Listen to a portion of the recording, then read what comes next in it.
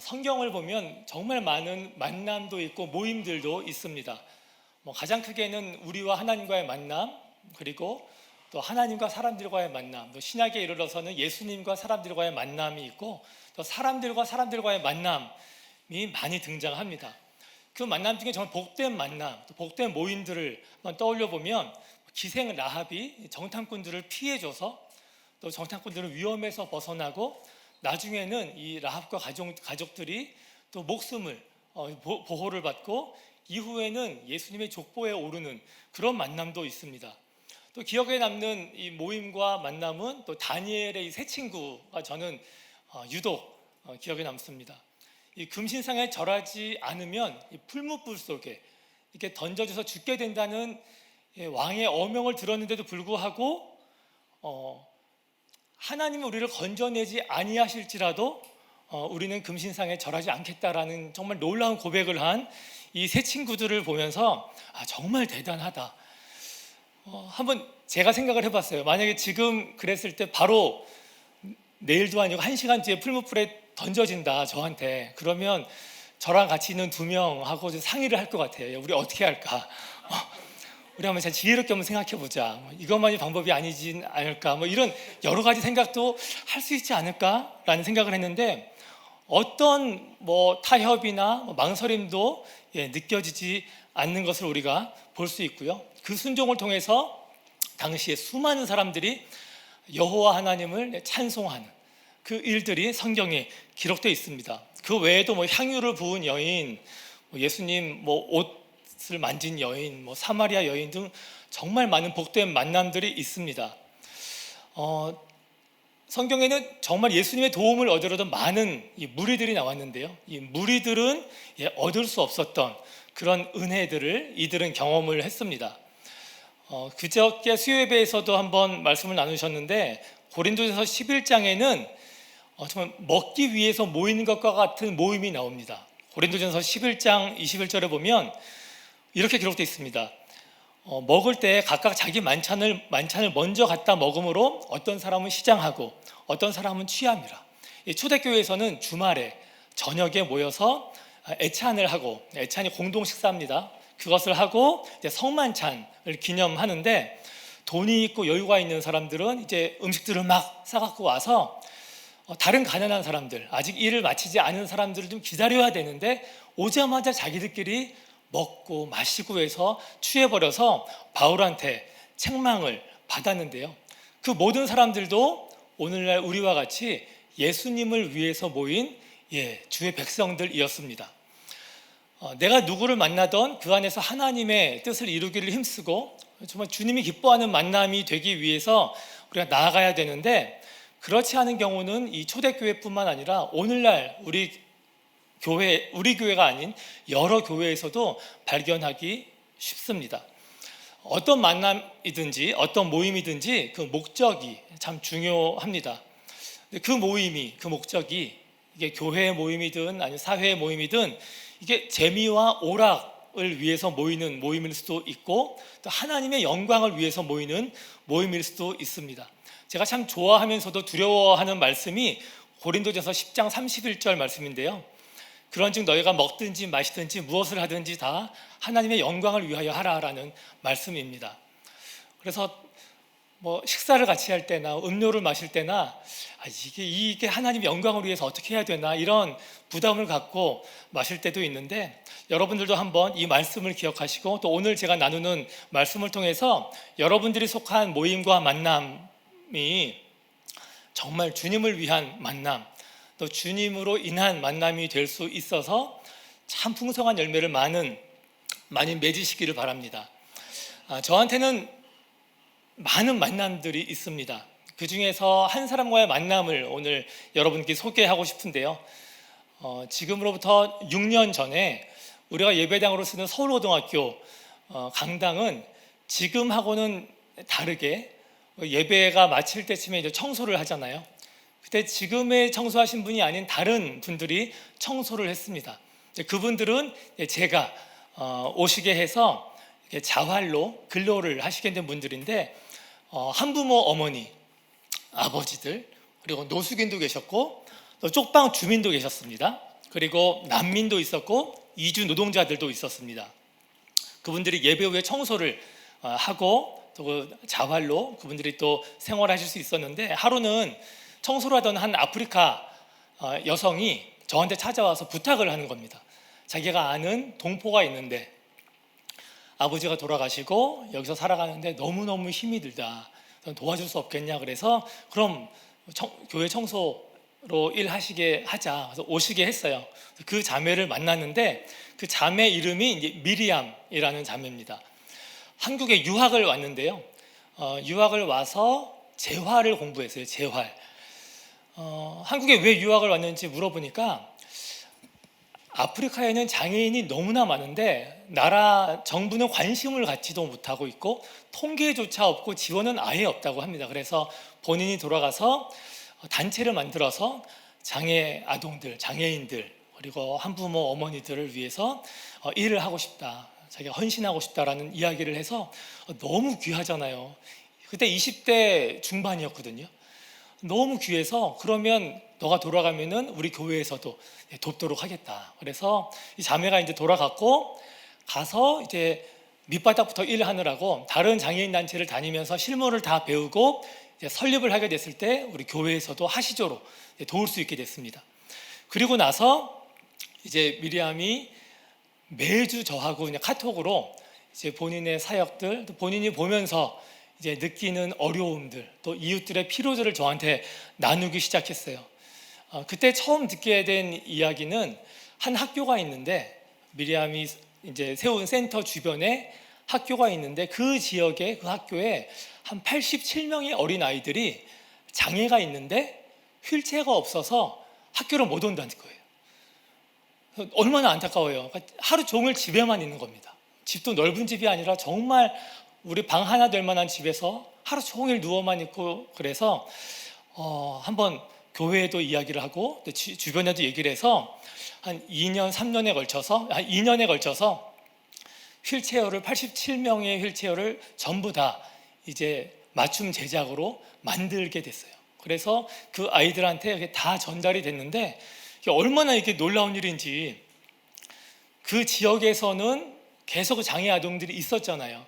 그때만 있던 게 아닌데 그게 끊긴 거예요. 장애가 끊긴 게 아니라 그 아이들이 장애 때문에 아무 데도 외출하지 못하고 학교도 못 가는 그 악순환이 끊기게 된 거예요. 미리암이 거기서 나타남으로써. 그리고 나서 그것뿐만이 아닙니다. 코로나가 바로 터진 거예요. 그러니까 후원도 없고, 케냐는 더 우리나라보다 이 영향이 커서 뭐 일자리도 다 끊기게 돼서 학교에서 급식을 줬었는데 학교가 급식을 중단하게 된 거예요.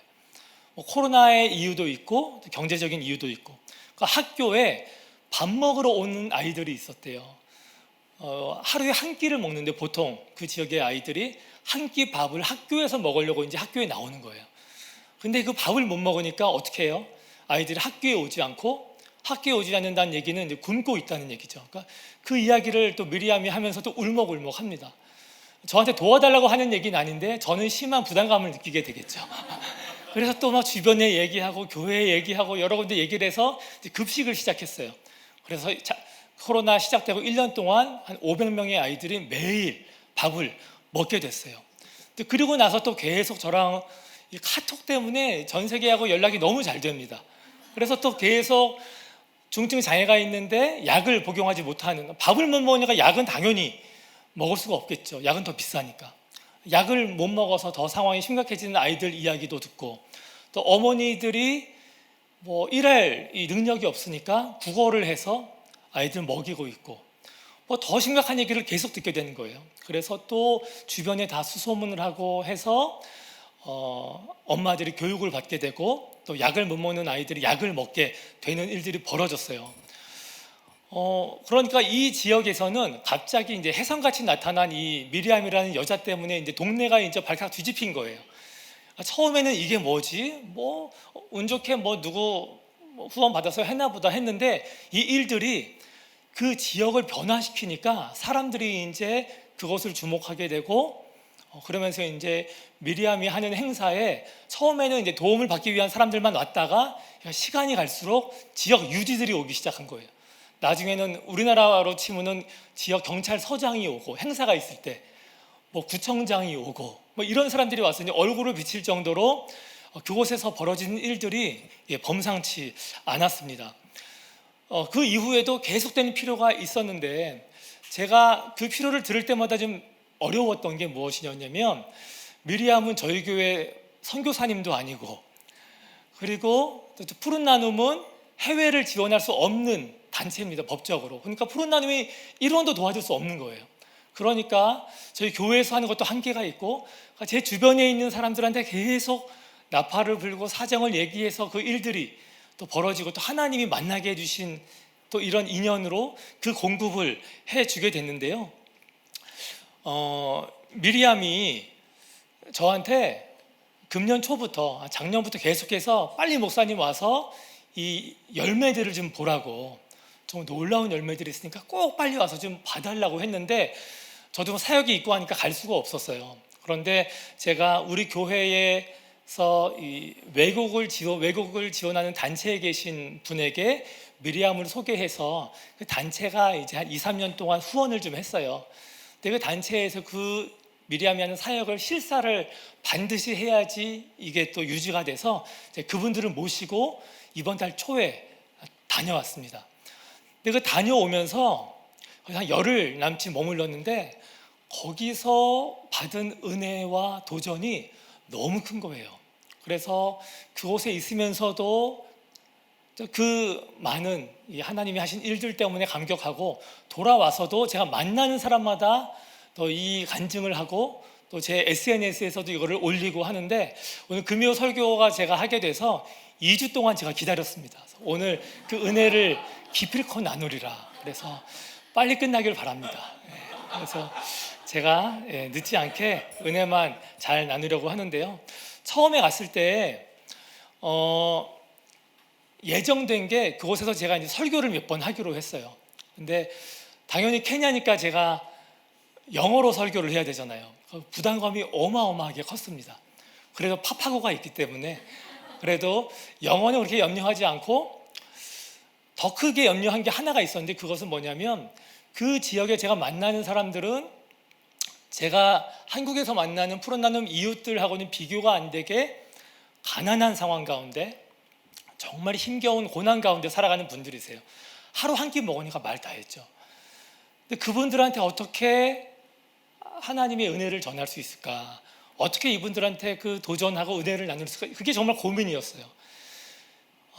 어떻게 준비를 해서 첫 만남을 이제 갖게 됐는데요. 그때 저희가 후원했던 많은 어머니들이 또 오셨는데요. 한 160명 정도가 오셨어요. 근데 그분들과 처음으로 인사하기 전에 예배를 드렸어요. 근데 예배를 드리면서 제 모든 고민이 진짜 봄눈 녹듯이 전부 다 사라지게 됐는데요. 예배를 드리는데요. 저희가 드리는 오늘 예배보다 10배가 뜨겁습니다. 정말 40대에서 60대 나이신데 그냥 방방 뜨세요, 엄마들이. 그리고 정말 눈물 흘리면서 찬양하고 기쁨으로 예배하는데 그 모습을 보면서 아무 걱정 없다. 정말 이분들이 하나님의 은혜 가운데 살고 있구나. 이분들의 형편과 상황에 상관없이 하나님이 주시는 기쁨 가운데 감사함으로 살고 있구나. 그 생각을 하게 되어서 제가 너무나 감사하면서도 한편으로서는 좀 많이 부끄럽고 숙연해졌습니다. 왜냐하면 저는 하루 20시간 내내 이분들의 상황에 비추어서 저의 삶을 돌이켜봤을 때 하루 20시간 내내 하나님께 감사하고 찬양해도 부족할 것 같은데 제 모습을 예배 드리면서 좀 떠올려 봤어요. 그런데 내 안에 이분들과 같은 하나님을 향한 간절함이 있는가? 감사함이 있는가? 예배를 향한 목마름이 있는가? 또 예배 가운데 기쁨이 있는가라고 생각했을 때 너무 부끄러운 거예요. 그래서 나는 작은 일에도 불평하고 작은 것 하나 내 뜻대로 되지 않으면 속상해하고 또 한편으로는 또 하나님께 서운할 때도 있는데 이분들의 삶에서 하나님께 서운한 게 한두 가지겠습니까? 자녀들한테 밥을 먹이지 못하고 약을 먹이지 못하는 상황을 몇 해를 아니면 몇십 년을 겪고 있는데 그분들이 감사하며 예배하는 모습을 보니까 아, 내가 하나님 앞에서 정말 내 마음과 또 믿음을 또 새로 해야 되겠다라는 도전을 크게 받았습니다. 그렇게 모임을 계속 첫날, 둘째 날 계속 하게 되었는데 첫째 날은 이제 오신 분들한테 이제 점심을 대접했어요. 그리고 둘째 날은 또 따로 점심을 저희가 준비하진 않고 이제 행사를 진행했는데 모임을 하다 보니까 오후 3시가 될 때까지 밥 먹자는 얘기를 안 하는 거예요. 그래서 이상하다. 그래서 행사가 4시쯤 마치고 나서 점심을 먹었어요. 그래서 왜 그럴까? 행사가 되게 중요했나 보다. 그러고 이제 늦은 점심과 저녁을 먹고 그날을 마무리하고 그 다음 날이 됐습니다. 그 다음 날에 행사를 하는데 그날도 3시, 4시가 될 때까지 밥을 안 먹는 거예요. 저희가 견학도 하고 모임도 하고 다 그랬는데 너무 이해가 안 돼갖고 제가 이제 미리암을 불러갖고 왜 점심 안 먹니? 그랬더니 밥이 없으니까 안 먹죠 그러는 거예요. 그래서 아니 밥 먹을 때가 지났는데 왜 밥을 안 먹냐고 다시 물어보니까 자기들은 시간이 돼서 밥을 먹는 개념이 없다고 해요. 그래서 음식이 있을 때 밥을 먹는데요. 그래서 첫날은 음식이 있었기 때문에 밥을 먹은 거고 둘째 날, 셋째 날은 음식이 없어서 밥을 먹지 않은 거예요. 저는 그 행사를 이제 계속 진행하면서 보내면서 1시, 2시가 되면서 우리 같이 간 사람끼리 언제 밥 먹지? 배고픈데 아까 밥을 많이 먹고 오기 잘했네. 막 이런 얘기 하고 있었는데 이분들은 그냥 전혀 요동하지 않고 그 행사에 참여를 하시는 걸 보고 나중에 알게 됐죠. 이분들한테는 이 식사의 개념이 우리와 다르구나. 그저께도 수요예배 때 조영환 목사님이 이제 말씀 전하시면서 주기도문 설교하시면서 일용할 양식을 이제 주시옵고라는 기도를 우리는 잘 하지 않는다. 우리는 감이 멀다. 이런 얘기를 했는데 그 설교 들으면서 저는 케냐 생각이 딱 나는 거예요. 정말로 거기는 날마다 일용할 양식을 구하고 있거든요. 그래서 정말 제가 이 시간부터 일용할 양식을 저에게 주신 것도 하나님의 은혜니까 감사한 것뿐만 아니라 전 케냐에 있는 사람들, 케냐뿐만이겠습니까? 다른 모든 곳곳에서 정말로 일용할 양식을 구하고 있는 분들이 얼마나 많이 있겠습니까? 그분들을 위해서 기도해야 되겠다라는 생각을 또 하게 됐습니다. 제가 이번에 방문할 때 가장 또 기대했던 만남이 있었는데요. 예전에 제가 이제 수술을 할 때 제 소식을 이제 알게 된 이제 미리암과 또 미리암을 통해서 그 소식을 알게 된 우리 장애 아동들의 어머니가 계신데요. 그분들이 자발적으로 저를 위해서 기도를 하시겠다는 거예요. 제가 일주일 동안 입원해서 수술을 받았는데 일주일 전후로 해서 9일 동안 그 11명이 종일 금식 기도를 한 거예요.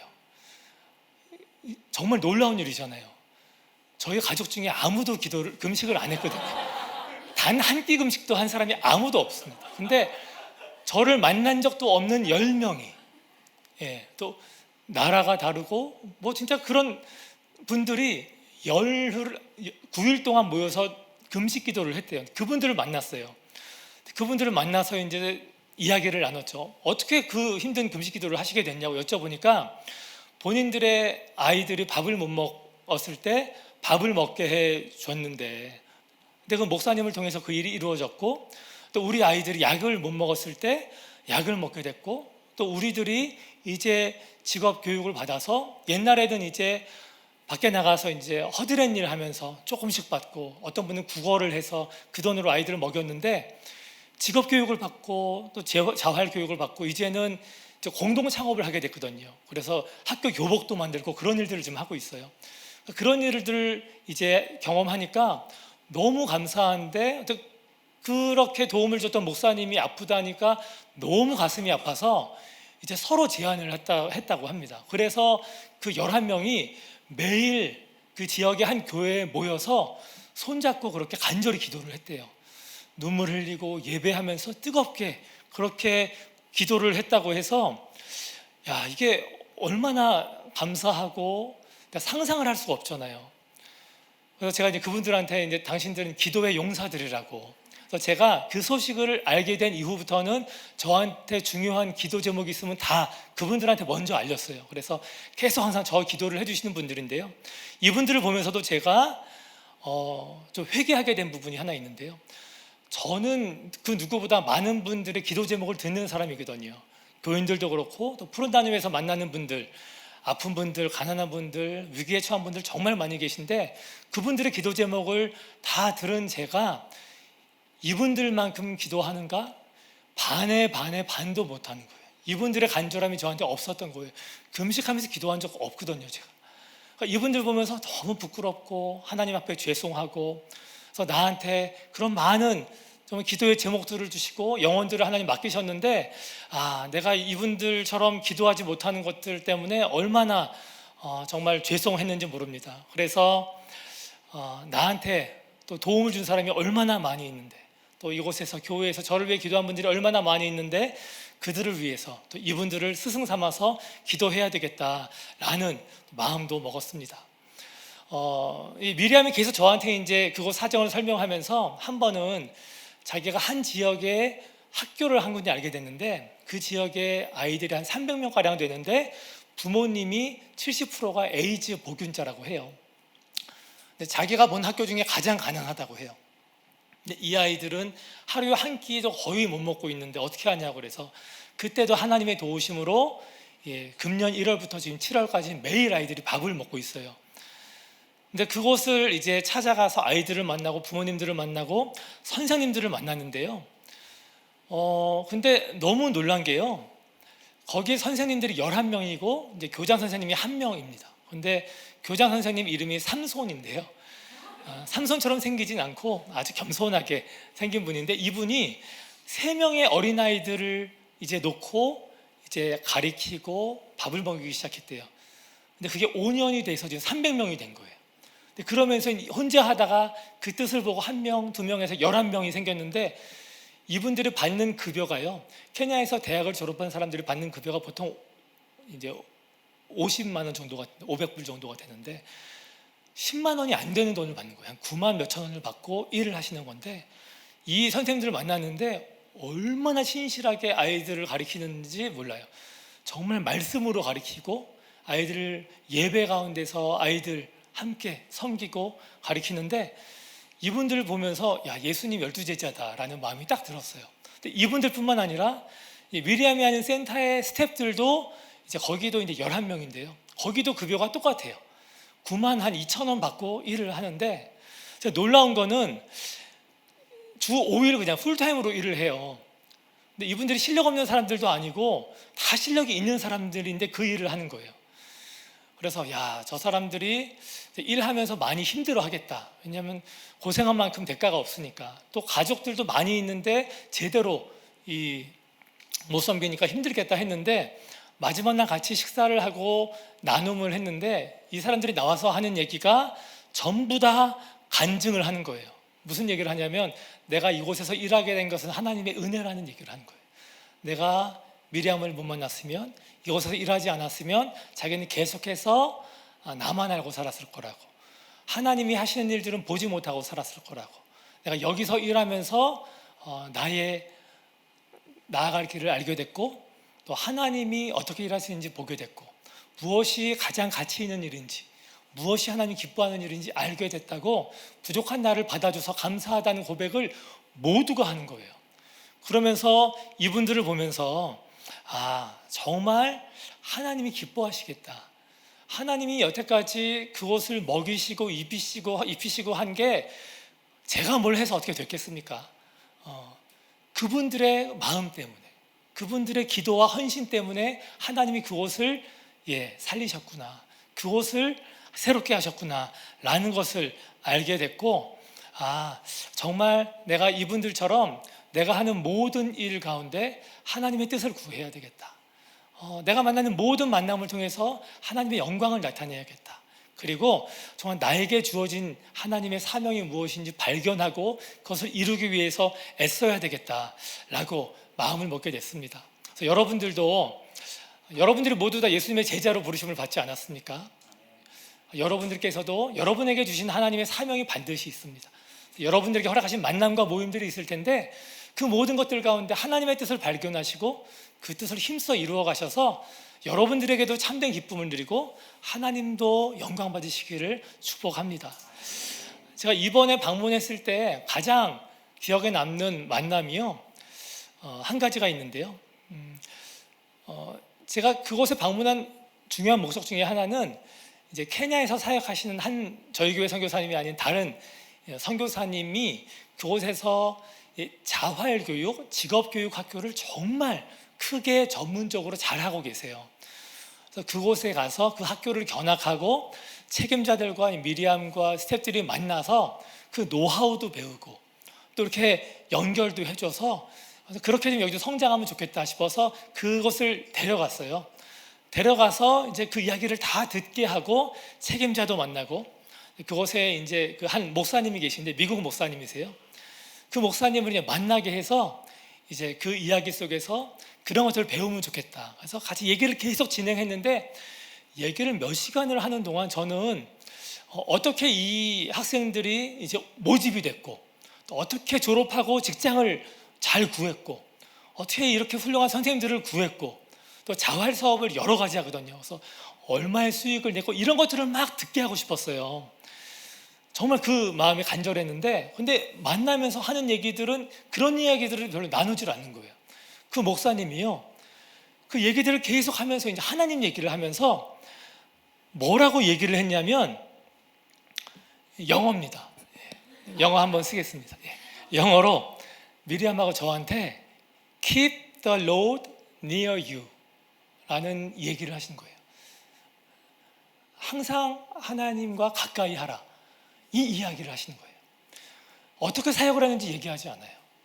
어떻게 본인들이 하나님을 찾았고 하나님께 기도했는지, 그랬을 때 하나님 어떻게 채워주셨는지 이 얘기만 하는데 그 이야기를 듣고 이제 미리암도 이제 맞장구 치면서 어떻게 하나님이 우리한테 하셨는지 얘기하고 또 빌 목사님이 얘기하고 또 같이 또 하나님 찬양하고, 저는 이렇게 이런 중요한 이런 노하우를 배우는 목적으로 만나게 했는데 둘이 이제 거의 부흥 집회를 하는 거예요. 서로 하나님 높이고 어떻게 하면 내가 하나님 더 간절히 붙잡을까, 이 얘기만 계속 하면서 그 모임을 마치게 됐습니다. 그러면서 자신들이 한 건 아무것도 없다고 해요. 또 얼마나 많이 좌충우돌 또 시행착오를 했는지 제가 잘 압니다. 미리암도 그렇고 그 목사님도 그렇고. 근데 그 얘기 하지 않아요. 모든 걸 다 하나님이 하셨다고 그러고 하나님이 인도하셨다고 그래요. 그 모든 것이 이루어진 이유는 단 하나, 그 비결은 내가 하나님을 찾았기 때문에, 늘 하나님과 가까이 했기 때문에 그 은혜가 임했다라는 이야기를 하는데, 우리가 출애굽기에서 모세를 보면 알 수 있죠.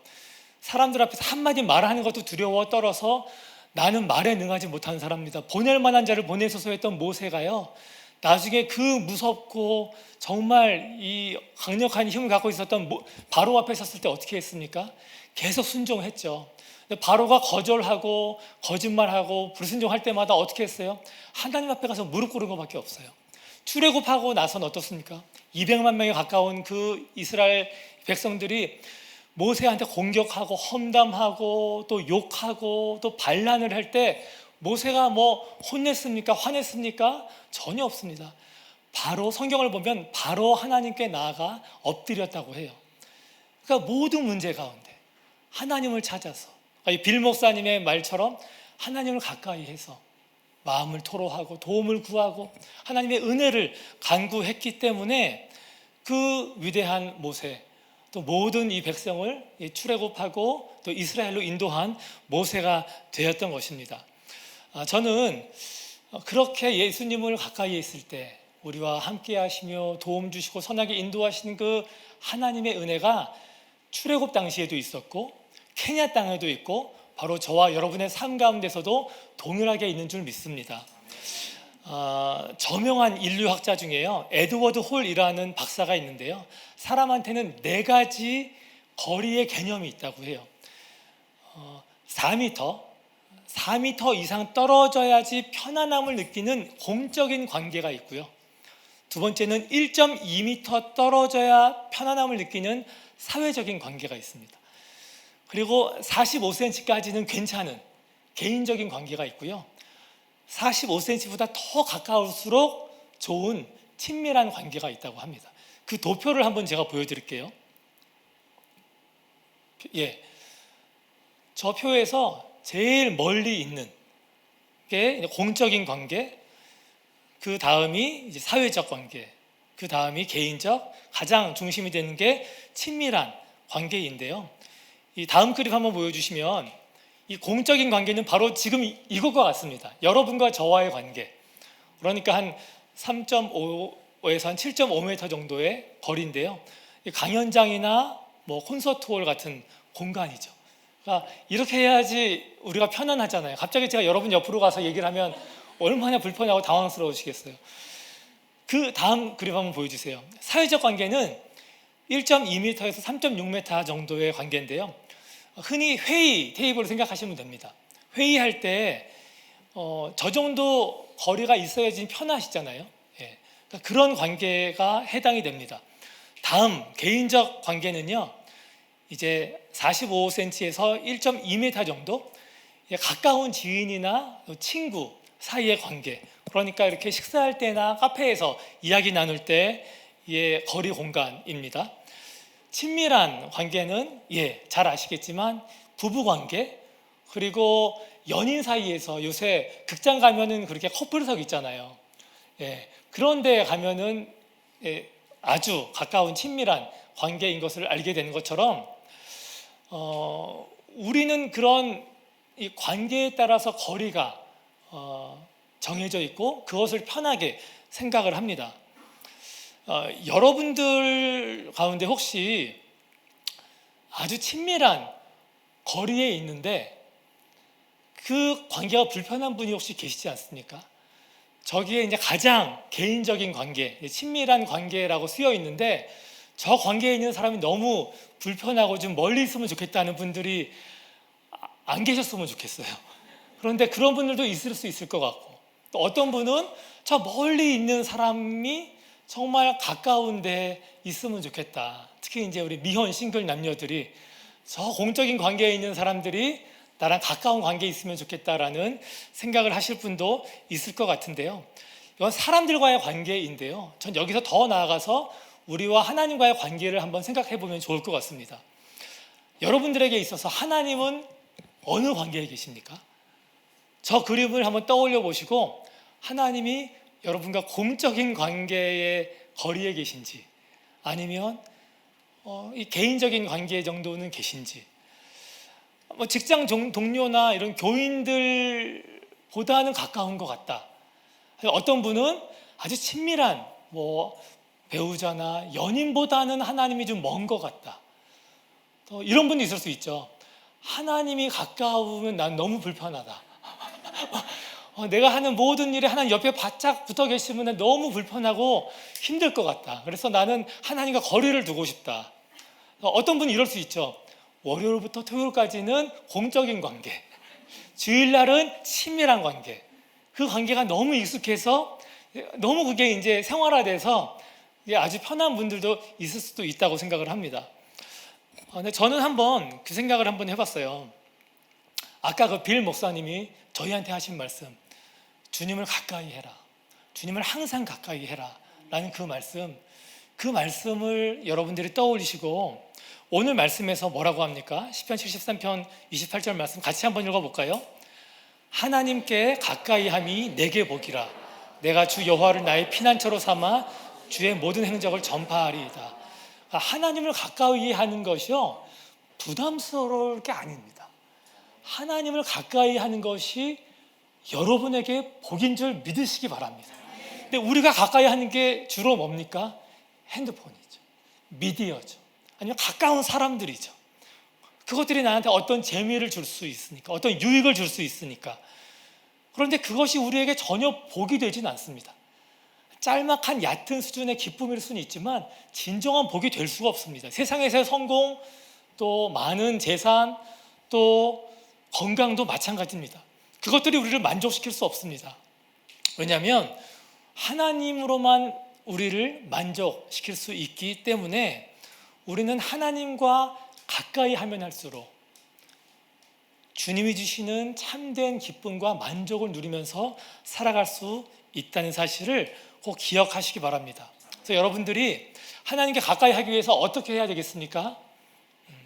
그냥 뭐 성경만 가까이 하고 뭐 그냥 교회만 매번 오면 가까이 되는 겁니까? 여러분들이 그 친밀한 관계에 있는 사람과의 관계를 한번 떠올려 보시면 좋을 것 같아요. 가장 가까운 배우자, 연인하고 어떤 걸 가장 많이 사용하죠? 시간이죠. 여러분들이 요새 제일 중요하다고 생각하는 일, 미디어일 수도 있습니다. 시간을 가장 많이 여러분들이 사용하는 게 여러분들이 가장 가까이 여기는 것이고 가장 중요하게 여기는 겁니다. 그래서 하나님을 가까이 하기 원하신다면 하나님에게 많은 시간을 들이시기 바랍니다. 그리고 두 번째로 하나님에게 여러분의 마음을 다하시기 바랍니다. 애인한테 어떻게 합니까? 애인을 위해서 얼마나 많은 관심을 기울입니까? 배우자를 위해서, 또 가장 가까운 또 자녀들을 위해서 얼마나 마음을 쓰고 관심을 두고 그 사람이 좋아할 만한 것들 우리가 하지 않습니까? 하나님에게도 마찬가지입니다. 우리가 하나님에게 마음을 들이기 시작한다면, 우리 찬양도 있잖아요. 하나님의 눈물이 있는 곳에 나의 눈물이 있고 하나님의 마음이 있는 곳에 나의 마음이 있다고.